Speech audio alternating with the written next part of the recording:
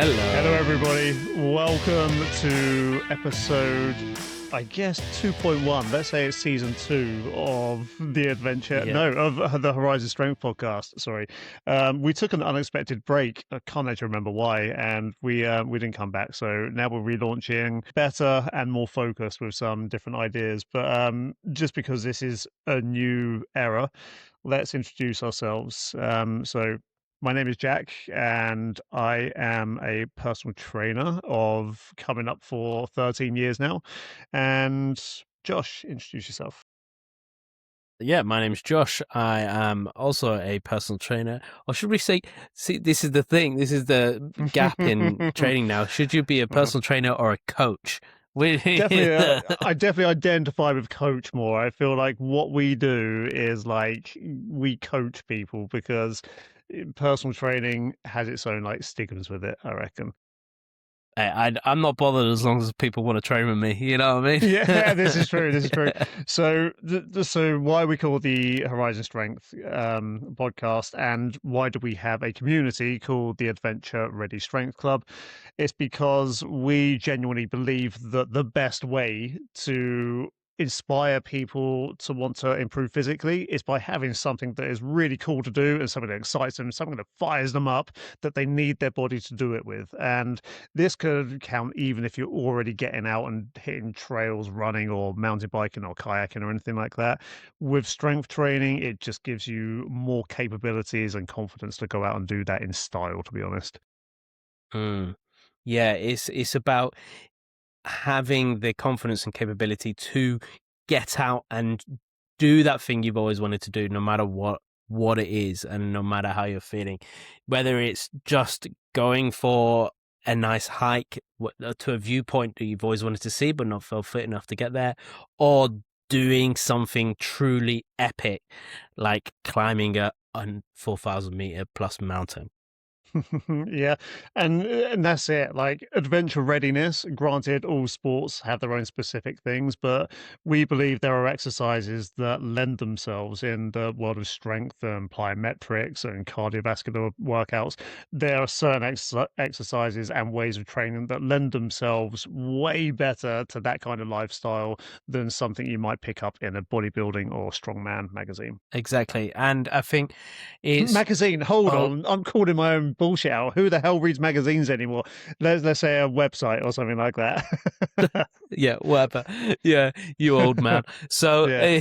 it's a lot of gym training is focused on just being better at the gym, but we're trying to focus you on using the gym as a tool to improve all of these adventures that you want to go on and improve your everyday life. So that's Yeah. where we're at. Yeah. And at the end of the day, guys, if you're already working out, this also applies to you because if you're already putting in the effort, put in the effort to be able to do really cool shit at the same time, not just look cool lifting weights in the mirror, be able to like hike a mountain or I don't know, lift your kayaks off the roof of a car with one finger, like whatever you want to look cool doing it. Or look cool, yeah, look cool doing a mountain. That's Mm, it, isn't it? So be able to yeah, do both. Why yeah. not? That's it. So being episode 1, we thought it'd be a good idea to introduce ourselves a little bit, and I think Josh should go first because he has just come back from an epic trip. From why don't you tell him actually? I don't need to tell him. Yeah, I've literally just come back from India, which is pretty. I never thought on my list for 2026. Actually, it wasn't on my list for 2026. Last year, I was saying that I was going on a safari this year, and that never happened because my wife decided to move to India for a year to work. So I've just come back from 10 days in India, which, if you've never been there, is absolutely fucking wild. It's absolutely mental. I was talking to somebody earlier, and I was pretty sure that I was exceptionally close to death the whole time I was there. Wow. Okay. So for context as well, me and Josh haven't really spoken. We haven't really spoken about the trip at all since it's been back. It was like, yesterday, wasn't it? You got back. So yeah. Got back last night, 11 o'clock last Mm. night. Yeah. Wow. Okay, so you go into the fact that you were close to death through pretty much all of it. It's do you know what it is? It's the roads are absolutely nuts.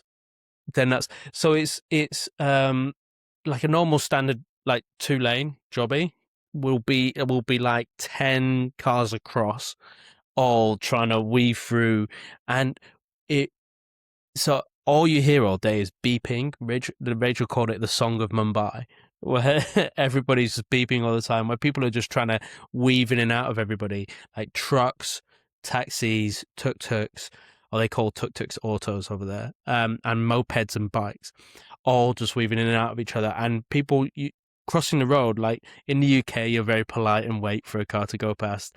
There, you just have to walk into traffic and try not to die. That And reminds me of that film. What's the film with Eddie Murphy where he just walks across the road and hopes he's not going to get hit? Yeah, oh that reminds me of that. yeah, Is there it's are there it. many accidents, or is it like does it I strangely saw one work? guy get knocked off his moped. Do you know what's wild is with the mopeds as well? Is that like nobody wears helmets, and if they and the very few times you do see people wear helmets, is there'll be a a whole family on a moped. So I remember seeing one, and it was a guy, and his missus was sat behind him with a baby in her arms, and then there was two kids in front of him on the front of the moped, and the only person wearing a helmet was the guy.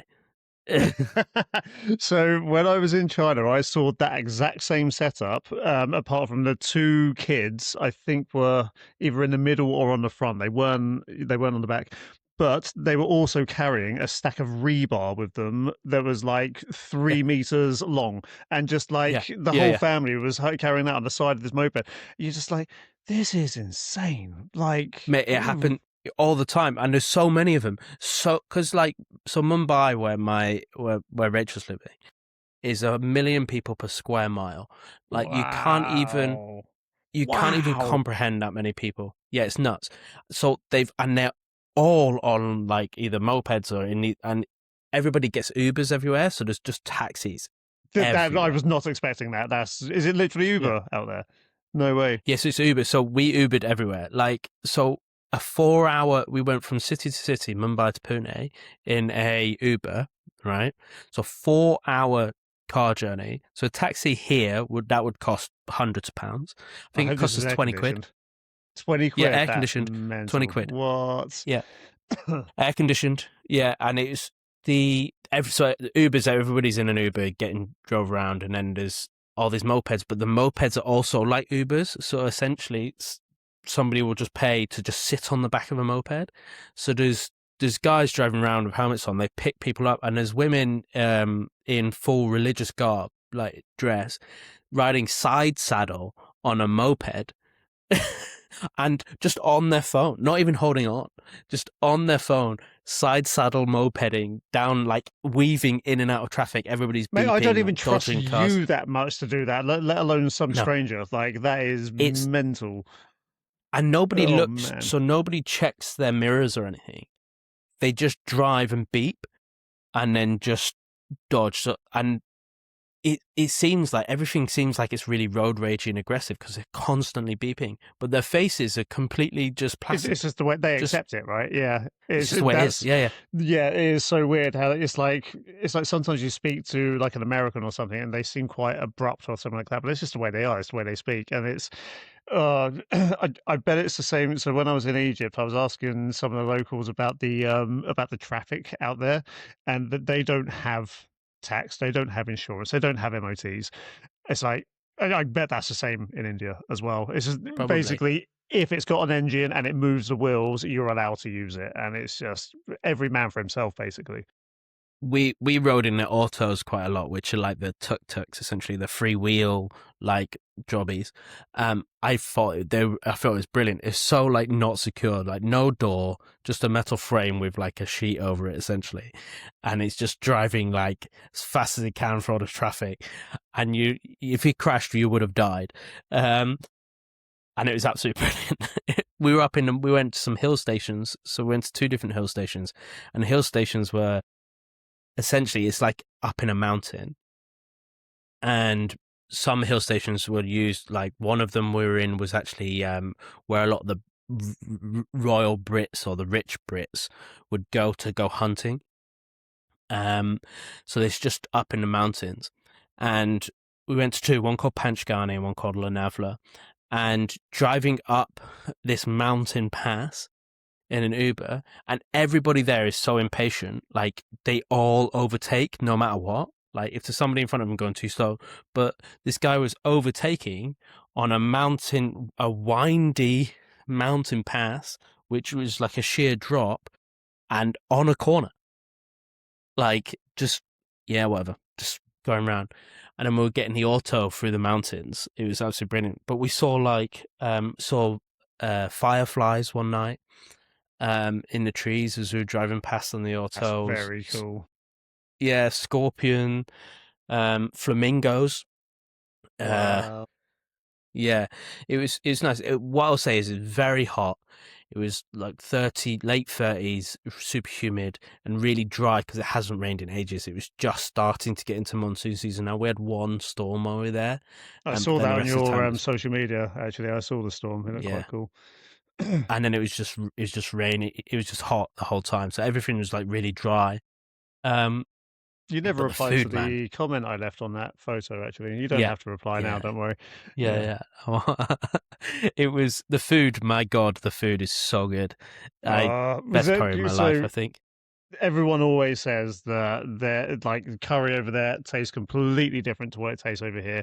Hmm. Was it? Were there? I know you don't like spice, but Rachel doesn't mind spicy, does she? Whether like, would I have liked it? You know, I love a bit of spicy food, so Well, so whenever I bought a curry, they would go because I'm obviously Western. They look at you and go, it's got spice, so you're gonna be okay with this. And I didn't pick any ones that I knew would be spicy. I had like butter chicken or something like that. But a butter uh chicken was way spicier than what I'd normally have it at home. wow, okay.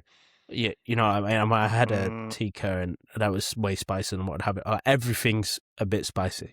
You know, I think I had what did I had? I had a pasta one night because I was like, I had enough Indian food and I was going to eat this pasta, and the pasta was spicy.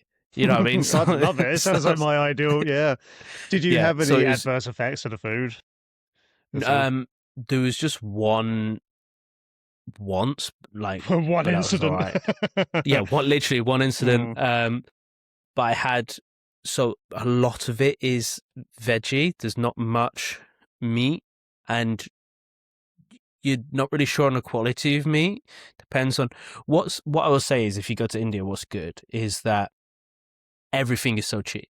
So you could go to quite a high end restaurant and have a 3-course meal and drinks and for the two of you, and it would just cost £30. Whereas at home it would cost over 100, right? So we were lucky enough to go to quite a few high end restaurants and just eat really nice. But there's a few the meat's what can be questionable, and you don't really want to eat anything cold. So there's two things. It was a mutton keema, which is like a lamb or goat mince. Those is what got me, but everything else was just chicken. I didn't have beef once because they didn't. It's just not available, Well, really. you don't do. Dubbing beef is. I don't know if it's the whole way Yeah, through India, but it's a sacred animal thing, isn't it? So, yeah, exactly. There's um, cows just walking. There's cows everywhere, and they're just walking in the middle of the road, like like a main road. They're just like, yeah, this is where I am. Um, but yeah, I no. ate So a the lot of food is really mutton in good. China. I actually quite like it. It's just sheep, isn't it? Basically, I don't know why we don't have Yeah, it. it's an older sheep. Yeah. Yeah, oh shit, I Although don't know why we don't have it in this country, or yeah, we use do. it like Yeah, prolifically. you can get it from farms locally. It's nice, But but it's not like something that's sold in supermarkets or anything like that, is it? no, Which is yeah. no. The mutton over there is also goat apparently. So it's Okay, interesting. Yeah. I ate a lot of chicken, but then you also drive past a lot of places that just have like tons of chickens caged up that all Mm, look like not good, you know. mm. So is what it is. But a lot of veggie stuff because a lot of from what I know, people who are Hindu are veggie. So Yeah, yeah. so a Did lot you of it is veggie. so I've never really had dal or anything like that. But I have had it, but not as a main dish. But I've always the smells, man. The smells are always incredible from this type of food, and Mhm. that's but Yeah. you can walk in somewhere it's being cooked and you start salivating straight away because the use of herbs and spices is so different. Yeah, everything's got a spot. I'm now in love with it's called aloo, which is just potatoes with Hmm. a certain amount of spices on. I had multiple aloo stuffed parathas, which are just wraps stuffed with spicy potatoes, and I was Nice. just All like the carbs. phenomenal. I just want to, yeah, I That's ate a good. lot of carbs. Yeah, yeah, it's not a meaty, it's not a high protein world, that's for sure. Mm, But I mean, I went to the first restaurant ever that was alcohol free and veggie, you know, well, and it wasn't. They didn't even have that as a sign, like this is alcohol free or veggie. Just went it in and they just didn't is. serve any Yeah. alcohol or veggie. Yeah, yeah. It's Well, just because they don't really. Yeah, but it's good. It's great. incredible. It's great. It's Mm, chaos. just It's chaos, and it's a big culture shock to get used to. Like as I said before, there's cleanliness is a little bit of an issue, for mm, sure. Um, but and is is I didn't see. I saw three white people. mm, The, that was it, and it was. And you're a bit of a celebrity there. I've got a picture of me. I took a selfie with a bunch of Indian families because we went to a hill station and to a viewing point, and they think you're a celebrity. So what a family came up to us and said, "Can we have a photo?" And they took a photo of me and Rachel, and then I opened the floodgates, and then there was just a queue and like 20 really? families. No Yeah, way. they wanted photos with us. Which is so, and I just started laughing, and then I was like, "Right, you're all taking a selfie." I took a selfie with them all. It was brilliant, but yeah, it happens quite a lot. People, if Rachel says all the time, because she's the only white woman who lives in that area that she lives in, just people just stare at her because they're just not. They think they not used to it. I think this is a good place to move on. But before we do, I think we'd be remiss to not shout out your wife who went out there completely. Let's just say Rachel was a very homely soul. She loves the comfort of home. She loves her family. Massive shout out for her because she just took a complete like crazy trip into the unknown and decided to move out to this place for a year, which is Yeah, mad. So yeah, and it's a completely different culture. Language is not even close to ours. You know, yeah, it's phenomenal. She's is she she's gone fluent yet? over Can and she speak fluent? no, no. Can No, she no. speak any? The problem with India is that there's 11 languages in India. Oh, that's just a headache waiting to happen. Yes, and Mm, like they all speak different. So who knows? yeah. So yeah, luckily they understand. Most of them speak a bit of English. So Mm. Um, cool. That's good. So let's stay with you for a second and let's shift the focus to what the fuck are you going to do now you're back? It's time to get your ass to work. So you've got hmm some goals. One, you shared with me some goals that you want to do. So let's just talk through that, what your training is going to look like and yeah, how you plan to supplement it with everything. well, I you inspired me a little bit, and then we both recently did the Castle to Castle swim, which was a mile swim between two castles in Cornwall across the one of the deepest trenches in the world in the ocean. I wouldn't really say we were in the ocean, but we were in the sea. So Deepest harbor, the third deepest harbor in the world it is, I yeah, think. Natural harbor in the world, yeah, yeah. natural harbour, yeah, and so did that. So I decided I wanted to kind of push myself out of my comfort zone a little bit. I think I needed something. I've been kind of coasting for a while. I needed something to just like give me a bit of oomph. So I going to swim 15 kilometers in the ocean initially. So the goal, this is in 12 weeks. So in 12 weeks, I want to swim 15 kilometers. But the ultimate goal, which you've been saying I should do anyway, and it was always there in the back of my head, is to actually swim the distance of channel, which is, I think it's 33 kilometers. But you said it's Just 21 miles. They might be the same. 21 miles, whatever, Uh, yeah. It's 21, 22 miles, I think it is. 21 miles in kilometers. Your audio's just gone, mate, and you've gone. Speak to me. Hello. Yep, you're fine. You're fine. Cool. No idea what happened there. Sorry about that. Oh, my headphones keep. My microphone keeps going. Yeah, 33.7 kilometers is 21 miles. Yeah. So that's what I'm going to do in a year's time. So I'll start with 15-kilometer swim in the sea, which is 9 miles, and will probably take quite a few hours. I would say it's probably going to take roughly between 7 and 9 hours, maybe. And then do the channel length, but I'm not actually going to do the channel because that's an absolute mission Yeah, to and like you have to get all set. sorts of. It's one of the busiest shipping lanes in the world. You It's do the not want that permissions and stuff to hassle. try and set that up. Mm. So instead, I'll just do it locally. Like my plan is to in the bay locally, just get in the sea and just keep swimming back and forth, essentially. But pick a reasonably long distance and just keep swimming back and forth, and then just do that. So that's 12 weeks to swim 15 kilometers, which is tough. I think that's considered a marathon in swimming, and Nice. then an ultra marathon is anything over 25 Kilometers or miles? kilometers. So it's not the same as running, but marathon swim distance. Let's see, common event lengths are minimum. Oh, a minimum marathon is 10 kilometers in swimming. Common event lengths are 15, 20, 25, 30 or longer. But yeah, so yeah, Let's it's have a a little. marathon. So one of the key concepts of Horizon Strength is No, it's that. an ultra. Sorry, it's an Go ultra on. marathon. Nice. Get in. You're doing an Yeah, ultra.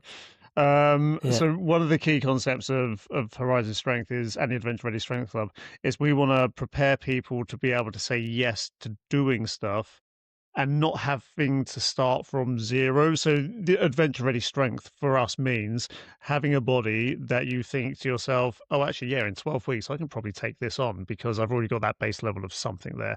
And then the main thing you have to focus on for that 12 weeks is skill acquisition, right? Or if you've already got the skill, then we just strengthen you up for it as well. So I think that's really good. So with that in mind, what do you think? And this could change because I don't know how deep you've thought about this yet. What do you think your training is going to look like for the next 12 weeks? Hmm. Yeah, so there's a couple of things. It's predominantly just going to be cardio based work because I just need to get used to the time.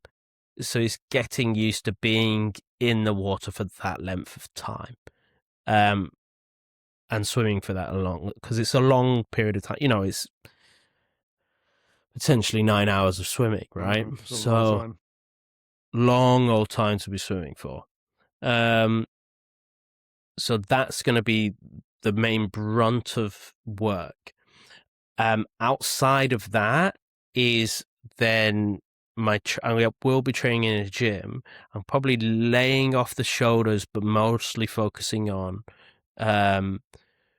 because I'll be doing a lot of front crawl. That's quite a lot of like not great for posture. So focusing on a lot of my back muscles and like making sure I'm a lot of external rotation stuff to keep my shoulders healthy. And then I'm not going to be doing much legs in the water, so I need to make sure I'm still working on those. I'm working on my mobility as well. The other side of things is I'm carrying a bit of timber at the moment, and whereas that might help for floating or whatever, is still going to impact how much I'm having to pull through the water. So Yeah. I'm losing a bit of timber is going to help. I don't need to be shredded because having a little bit of timber is going to be good in water, but I definitely don't want to be as heavy as I am now. So that's another aspect. But luckily, if I'm swimming 3 times a week, which is the aim, and training, I'll lose timber anyway. So that's fine. But it's going to be predominantly just getting used to swimming for a long period of time. That's the main thing. So are And you going to split this up? So a couple of things off of that, just to go with this wherever you want to. But is that going to look like a cross between sea swimming and pool swimming? Are you going to be doing different distances, and like you're going to have one long swim a Mm, week and different distances the yeah. other two times? Like what's that going to look like? Yeah, it's definitely going to be. It'll be a cross between sea swimming and pool swimming. I will not be able to do all the training in the sea, Hmm. just because the conditions won't allow it. Yeah, yeah, And of course. if I had a completely free timetable where I could work around weather, then that would be fine. But I don't have that. I need to swim Hmm. when I can swim, so I will have to go to the pool. The good thing about the pool is I find the pool harder, so it means I'll get fitter. Because Hmm. in the sea, I float really well in the sea. You're wearing a wetsuit, you float. That doesn't happen for me in the pool. I sink like a shipwreck house. So I'll sink, right. So it's good to get in the pool because it will get me fitter anyway. Um, and you can kind of plow on a little bit more because you're not worried about spotting and stuff like that. So that'll be fine. So that will change. That will mix up. So I may end up doing my longest. I don't know actually. I was going to say I'll do my longer swims in a pool, which I potentially will because I like in terms of distance because stuff like current and stuff won't be affecting me. But in the sea, I've got options depending on the problem with the sea is that the conditions impact the kind of swim I can do. So Yeah. I can just go out and do like easy like few laps of the buoys at the beach that we have locally. But if I wanted to go like a further distance and go to different places, like swim from A to B and back, that would be more condition dependent. So yeah, my plan would be to do at least one or two long swims a week, and then maybe a shorter one. But the shorter one probably won't. It will be more like interval based, like swim 400 meters, rest, swim 400 meters, rest, that sort of thing. So it will be a couple of interval based ones, a couple of just plow ahead and get a certain distance ones at a certain time. Um, it's going to be harder to track like heart rates and stuff initially. My watch is okay, but it's not like great. I might have to get a better watch. Um, the other thing I'm worried about is my wetsuit digging into my neck. Yeah, Um, I was going to ask you about that because we both follow a guy called Ross Edgley who done the who's swim around who's Britain, fucking and the cuts that he got around it. Granted, he was doing it every day for multiple hours, but it's gonna chafe, man. That is definitely gonna chafe. So yeah. Vaseline all So the way up, but exactly, I'm going to mm, be trialing different tactics between now and then, and I've also got to make sure I keep my wetsuit in good condition. Because I am doing this on a little bit of a shoestring, so we'll see. I might be able to yeah, get it, or might, yeah. So, yeah, I mean, it's just going to be the aim is 3 days a week swimming, and nice, then hitting the gym just for like maintenance on muscles and all that sort of stuff. nice, really good. Exciting, man. Exciting. It is my worst nightmare. Like, I want to carry on swimming after the swim we done, but swimming that kind of distance, no, no. Well, well, the reason I picked swimming is one, I couldn't think of anything worse than running. Hmm. So Which is I'm the quite funny. opposite Is we're to you. both like, yeah. Yeah, yeah. And then so I was thinking about cycling, but then it's also and I enjoy cycling, but what I dislike about it is the actual bike maintenance and the upkeep of that. Well, the Mm. beauty of swimming is I just need a wetsuit, so Yeah, it's really yeah. Yeah, simple, and because of like various knee issues I've been having, is that swimming doesn't affect that. All I've got to do is get in the water and swim, which is great. So it seems like the most accessible for me where I am at the moment. nice. Mate, I like it. I mean, I think it's incredible. And don't get me wrong, like I wanna go out on some swims with you, but I mean, yeah, I my only goal when it comes to swimming, is to be able to do the castle to castle in less than 45 minutes. That is my only Hmm. goal, and that's yeah. But then this is coming from the guy who said he would never run a marathon. So yeah, there is that as well. So on that note, Jack, what are you doing? Um, so if anyone follows my socials at all, they'll know because I've been spamming them with the fact I've started running.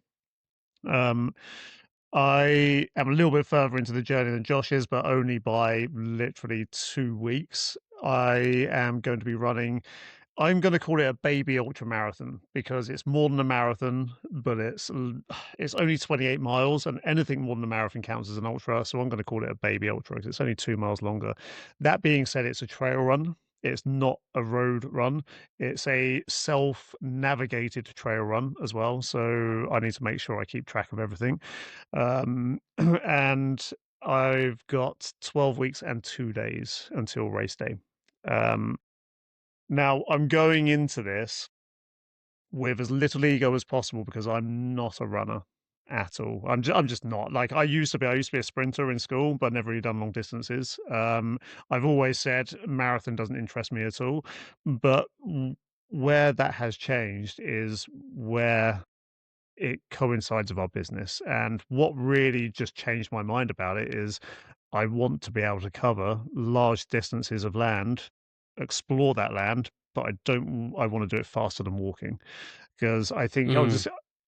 you just get to see so much whilst running and you get to enjoy nature and it's like the kayaking side of things. It's good. And like yeah, I could do it on a bike. But then you got the annoyance of having the bike to sort out and stuff. So it's almost I've talked myself into it by saying I just want to be able to cover a large distance of land and I'm going to see a lot, I'm going to explore a lot, and knowing that I can do it underneath my own steam as well is something that is just going to be that appeals to my nature more than just running a marathon. Like running a road marathon, that genuinely doesn't appeal to me. I can't ever see that appealing to me. But running a trail running marathon, that's cool. Yeah. Did you say it was self-navigate? Self-navigating, yeah, but it's the Saints way, right? So it should be relatively well signposted. I've got a Garmin app and I've downloaded the actual route off of OS Maps, so I shouldn't technically get lost. It shouldn't be that hard to follow. But yeah, there's nothing, there's no arrows, there's no like was it like bunting along the trails to help guide you. It is you're going from one checkpoint to the next. So you start, then there's a checkpoint at I guess 7 mile. No, I don't know. There's two checkpoints anyway. So whatever, 28, and then probably one a third of each of those distances along the way. Is there cut-offs at the checkpoint?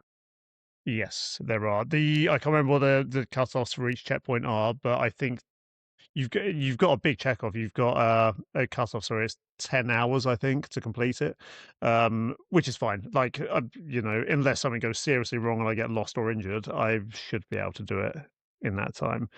Um, Going into this, I wanted to do it in 8 hours, and that relates back to something we done a couple of years ago when we done the Padstow to Newquay. Newquay. How long did that take us? I can't remember. It was Like a long 13 time. hours. 13 hours, yeah. So I remember saying that day, I was like, I reckon I could do that in 8. So that's the first goal, is to be able to do it in 8. Now, after my first week of running, I'd done my first long run on Sunday and I managed to cover 15K in an hour and 45 minutes, which might seem slow to a lot of people, but again, I'm not a runner. I haven't been running.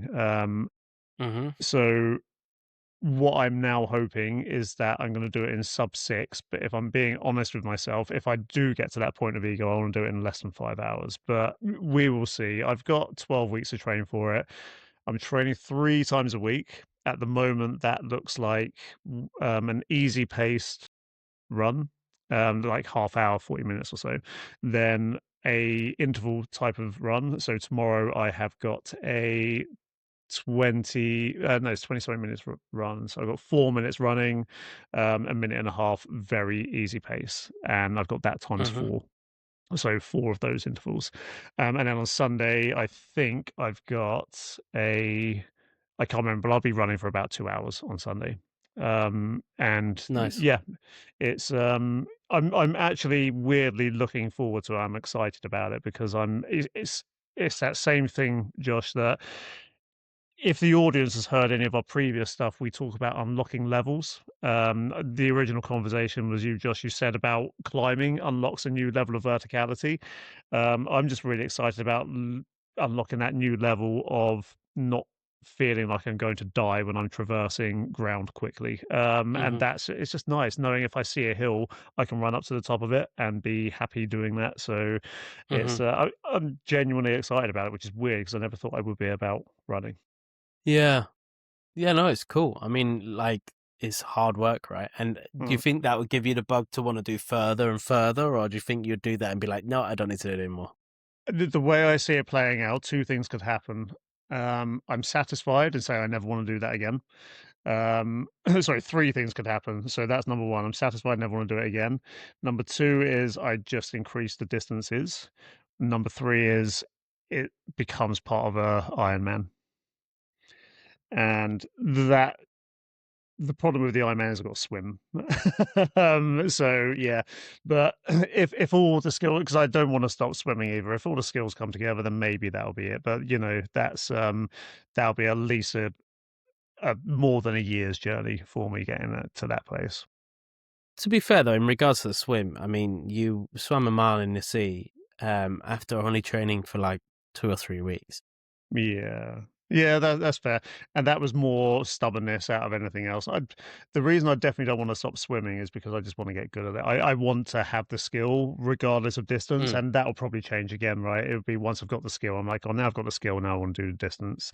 One of the things hmm. that we're quite passionate about and vocal about is setting baselines for people, right? And what I've Yeah. decided is that after I've done this marathon, then I'm going to set myself a baseline of what I want to be able to do a 5K and a half marathon in, maybe possibly have a baseline for a marathon as well. Um, so with that, I've been thinking about baselines today quite a lot. So, for instance, my baseline for a deadlift at the moment, I'm actually under what I want my baseline to be. I could probably just about lift 200 kilos. So I've done the farmer's walk at 238. That would be my baseline. But I reckon with 6 to 12 weeks of concentrated effort, I could probably get that up to 230 plus.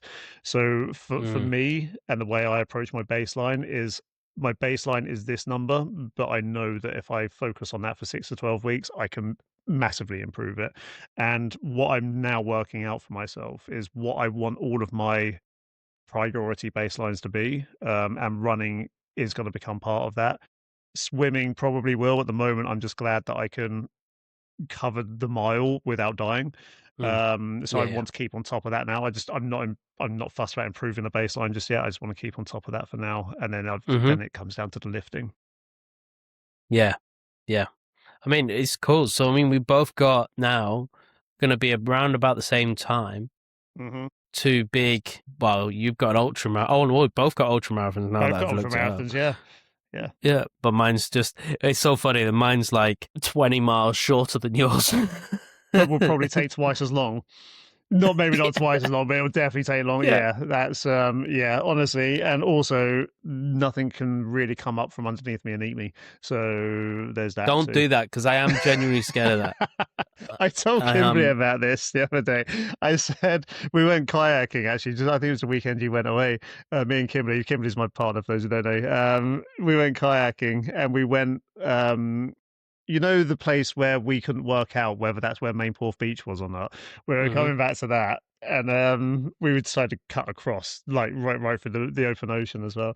And we were talking about you swimming and stuff like that. I was like, yeah, Josh has a very what's the word? Irrational fear of being eaten by sea creatures, which is why he doesn't like swimming by himself that much. And she was like, but there aren't many things that he could. He's just like, yeah, but he convinces himself otherwise. Yeah, It's a giant like, yeah. squid. A giant squid is the scariest one. I think a giant squid's gonna hit me because they're like. I think that's scarier than a shark because I feel like I could fight a shark, but I can't fight a giant squid. Um, I also think a like shark, if you did end up going badly, it would end quicker. Whereas a giant squid, it'd be slow and torturous. and that like Mm, beak just like eating it. Oh, brutal. And do you know what? I watched Avatar 3 for the first time. Um, while I was away, and they've got these squid things that eat people and that, and I was like, fuck that. I ain't yeah. dealing with that. I'd leave that planet. Like, Yeah, there's giant squids, sharks for sure, uh, jellyfish, that could kill you with one Oh, I didn't sting. tell you. That So that kayaking trip, you would not have liked it, mate. Thousands, thousands of jellyfish. I'm not even over exaggerating. Around all the rocks, they're about the size of a bottom of a coffee cup. So totally, I guess they're about the size of a coffee cup when they were like floating around. Not even exaggerating. There were thousands of them all around the place. Just like a lot of them didn't look very healthy. They were pale and floating, but they were still kind of alive. And then there was hundreds that were alive, but there were thousands altogether, like that were unhealthy or dying. I've never seen anything see like now. it. How am I meant to train for this swim?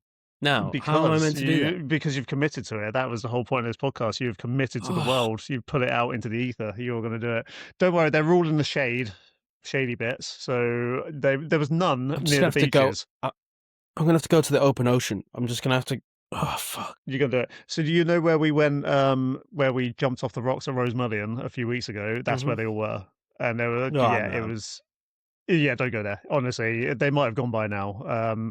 It's weird. So the ocean around us is still quite cold for the time of year at the moment. They shouldn't necessarily be there, but there's just lots of jellyfish. The octopus are coming back again as well. They're decimating crabs. It's a weird time around the Cornish coast. There was a couple of orcas here. So yeah, maybe you need to watch out for that. There was orcas here a few weeks ago as well. This is what I mean. So like, so I'm.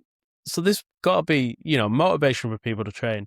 I am shit scared of the ocean, and I'm trying to swim 15 kilometers inside of it.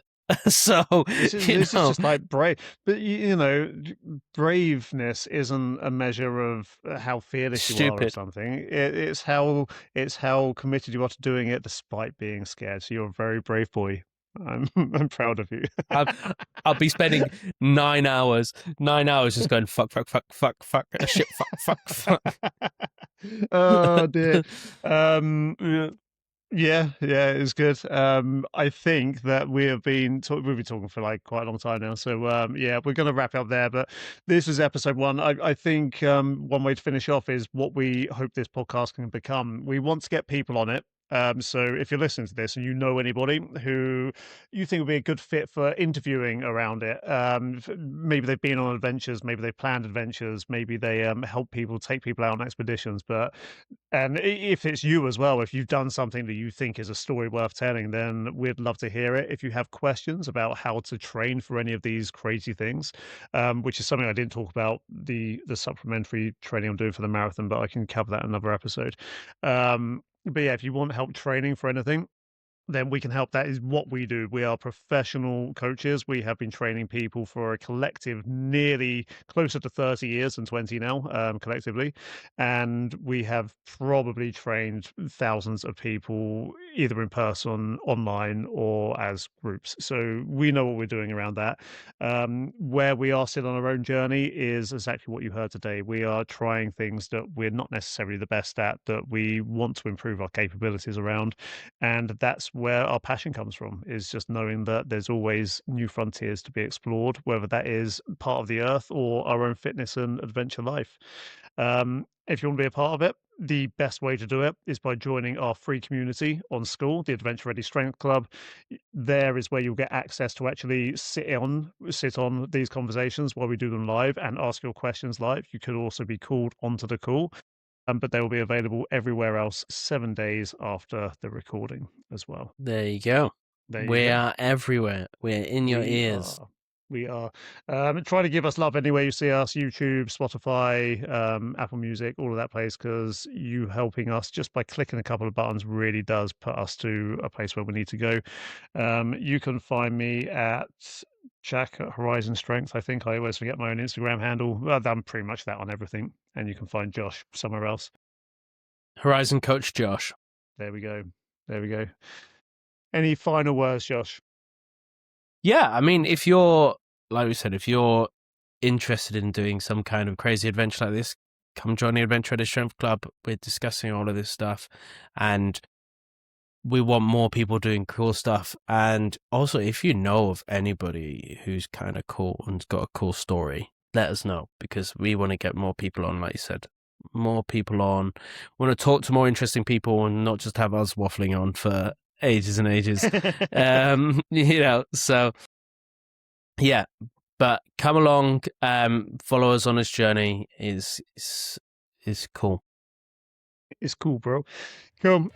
Nice one, guys. We will see you on the next one. And yeah, any questions, feel free to leave them in the community, but you've got to be part of that community first. See you soon. Bye.